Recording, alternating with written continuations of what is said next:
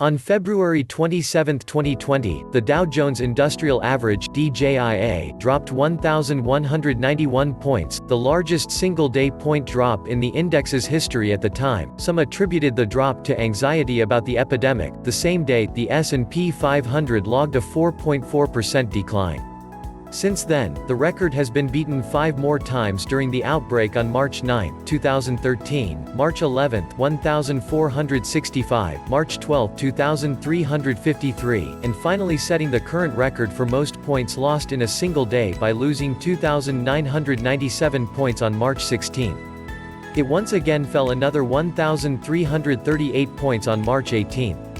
On March 13, the stock market rebounded for the single largest one-day point gain in the market's history by gaining 1,985 points after Trump declared a state of national emergency to free up resources to combat the virus.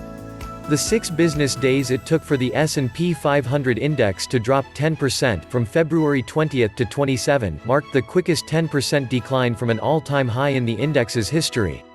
From January 21 to March 1, the DJIA dropped more than 3,500 points, equating to roughly a 13% decrease.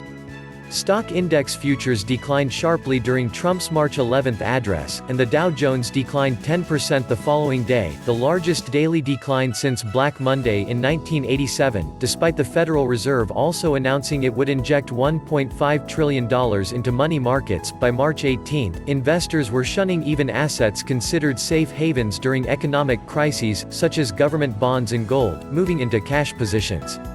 By March 20, the Dow Jones was below the level when President Trump was inaugurated on January 20, 2017, having fallen 35% from its February peak.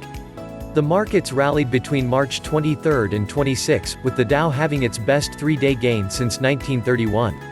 On March 27, the Dow fell 3.5% and the S&P 500 fell 3.2%. The Nasdaq index also fell. Boeing fell 10%, while Exxon and Disney each fell 6%.